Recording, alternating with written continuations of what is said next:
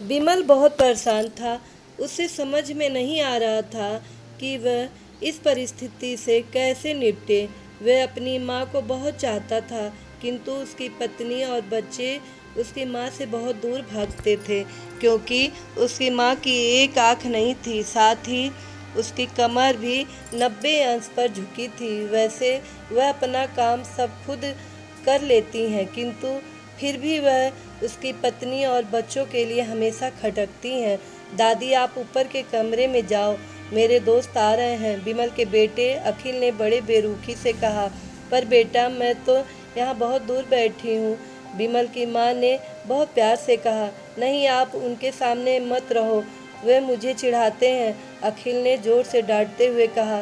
क्या हुआ अखिल, क्यों चिल्ला रहे हो? विमल की पत्नी कामनी ने किचन से ही आवाज़ लगाई। देखो ना माँ, ये दादी यहीं ड्राइंग रूम में बैठी हैं और मेरे दोस्त आ रहे हैं, अखिल ने शिकायत भरे लहजे में कहा। माँ जी, आप ऊपर चली जाओ, क्यों हम लोगों को लजवाती हो? कामनी ने बेटे का पक्ष लेते हुए कहा। बेचारी सरस्वती चुपचाप उठकर जीने के सहारे ऊपर जाने लगी। कमर झुकी होने के कारण उन्हें ऊपर चढ़ने में बहुत परेशानी हो रही थी, किंतु वह पूरी ताकत से ऊपर के एक अकेले कोने वाले कमरे में जाकर बैठ गई। विमल बाजू के कमरे से सब कुछ सुन रहा था। उसे कष्ट हो रहा था कि उसकी माँ को अपमानित होना पड़ रहा है, किंतु वह असहाय था। अगर वह कुछ कहता है तो पत्नी और बच्चे उसका विरोध करने लगते हैं। दूसरे उनके तर्क भी सही लगते हैं। चूँकि वह एक प्रशासनिक अधिकारी था, उसका सामाजिक स्तर बहुत ऊंचा था, उसकी ससुराल भी एक उच्च घराने में थी, अतः वह चुपचाप इस तरह हर दिन अपनी माँ को अपमानित होते देखता रह रहा था। रात को विमल की पत्नी ने कहा, देखो जी, अब कुछ करो। कल कलेक्टर साहब की पत्नी आई थी, माँ जी अपनी देसी धुन धारा में उनसे मिली। मुझे बहुत शर्म आ रही थी बताते हुए कि ये मेरी सास है। मैंने कह दिया कि दूर की रिश्तेदार हैं, इलाज कराने आई हैं। विमल को रोना आ गया, किंतु फिर भी वह चुप रहा। उसे समझ में नहीं आ रहा था कि वह क्या करे। अपने बेटे की मन स्थिति को सरस्वती अच्छी तरह से जानती थी और बेटे को कोई कष्ट न हो, इसलिए वह हर बात को चुपचाप सह लेती थी। विमल बहुत उदास रहने लगा। एक तरफ परिवार और सामाजिक स्तर पर जीने की प्रतिबद्धता थी, तो दूसरी ओर माँ। आखिर माँ से अपने बेटे की यह हालत नहीं देखी गई। एक दिन उसने अपने बेटे से कहा, विमल, बहुत दिन हो गए हैं, मैं अपने गांव जाना चाहती हूँ, मुझे वहाँ पहुँचा दो, मेरा यहाँ मन नहीं लग रहा है। किंतु माँ, वहाँ तो कोई नहीं है, तुम्हारी देखभाल कौन करेगा? विमल ने आश्चर्य से पूछा। अरे, सब गांव वाले तो हैं, और वे तुम्हारे मामा जी तो उसी गांव में रहते हैं, और फिर हम सारी व्यवस्थाएं कर आएंगे ना। कामनी को तो जैसे मन की मुराद मिल गई हो। हाँ बेटा, बहुत सही कह रही है, सरस्वती ने लंबी सांस लेते हुए कहा। विमल जानता था कि गांव में माँ की देखभाल करने वाला कोई नहीं है, लेकिन अपनी पत्नी की जिद के कारण वह अपनी माँ को गांव छोड़ने पर विवश हो गया। माँ को गांव छोड़कर आते वक्त उसे रोना आ रहा था तथा अपनी बेबसी पर गुस्सा भी आ रहा था, किंतु परिवार, पत्नी और समाज ने उसके इन मनोभावों को दबा दिया और वह सुकून सा महसूस करने लगा। कुछ दिनों के बाद उसके चाचा, जो अमेरिका में रहते थे, आने वाले थे। जब विमल बहुत छोटा था, उसके पिता जीवित थे, तब वह भारत आए थे और उसके बाद वह अब भारत आने वाले थे। पूरा परिवार और आस पड़ोस बहुत उत्साहित था। अमेरिका से विमल के डॉक्टर चाचा आ रहे थे।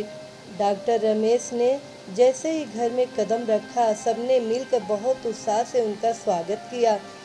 क्यों विमल, भाभी नहीं दिख रही हैं, कहाँ हैं? डॉक्टर रमेश ने उत्सुकतापूर्वक पूछा। जी, वह गांव में रहती हैं, यहाँ उनका मन नहीं लगा, कामनी ने सपाट लहजे में उत्तर दिया। डॉक्टर रमेश ने विमल की ओर देखा तो विमल ने अपनी आंखें झुका ली। डॉक्टर रमेश सब समझ गए, बोले, कल हम भाभी से मिलने गांव चलेंगे सब लोग।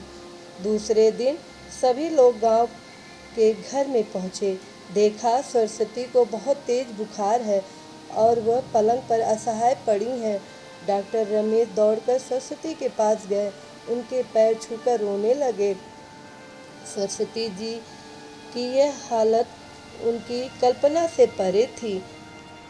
वाह बेटा विमल, तूने तो नाम उजागर कर दिया है। अपनी माँ की यह हालत देखकर तुझे तो शर्म भी नहीं आ रही होगी। डॉक्टर रमेश ने विमल को लगभग डांटते हुए कहा। नहीं देवर जी, विमल का कोई दोष नहीं है, मैं खुद गांव आई थी। सरस्वती ने अपने बेटे का बचाव किया। मुझे सब पता चल गया भाभी, आप चुप रहो। क्यों बहू, तुम्हें अपनी सास की कुरूपता पसंद नहीं आई है? समाज में तुझे नीचा देखना पड़ता है ना? डॉक्टर रमेश ने कामनी की ओर व्यंग से देखा। कामनी निरुत्तर होकर विमल को देखने लगी। आज तुम जिस सामाजिक स्तर पर हो वह इन्हीं के संघर्षों की देन है। और बेटा विमल, तुम्हें शायद मालूम ना हो कि बचपन में जब तुम 1 साल के थे तब छत से नीचे गिरने के कारण तुम्हारी एक आँख फूट गई थी और तुम्हारी रीढ़ की हड्डी में भी समस्या थी। तब तुम्हारी इस कुरूप माँ ने अपनी एक आँख और अपना बोन मैरो तुम्हें देकर इतना सुंदर स्वरूप दिया था।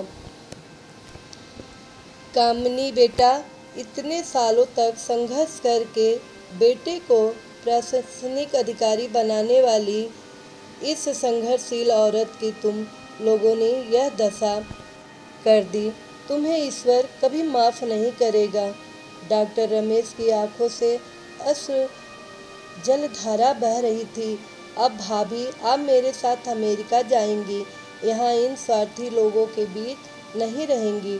डॉक्टर रमेश ने सरस्वती से कहा। विमल को काटो तो खून नहीं था।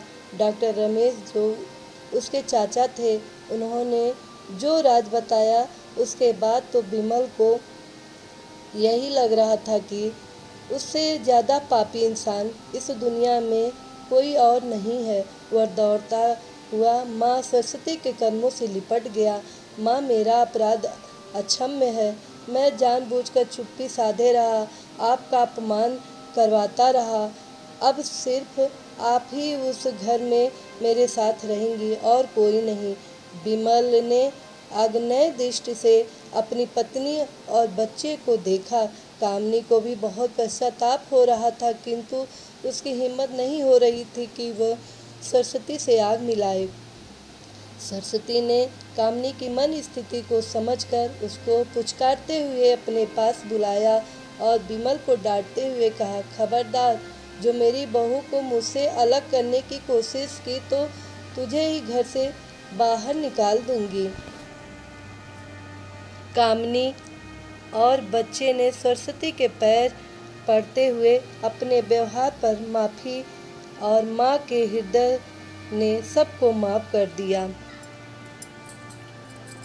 मित्रों, अगर कहानी पसंद आई हो तो लाइक कीजिएगा, ज़्यादा से ज़्यादा शेयर कीजिएगा, कमेंट करके बताइएगा ये कहानी कैसी लगी और हमारे चैनल को सब्सक्राइब कीजिएगा। साथ में बेल आइकन बटन को प्रेस कीजिएगा ताकि हमारे नए वीडियो का नोटिफिकेशन आप तक सबसे पहले पहुँचे।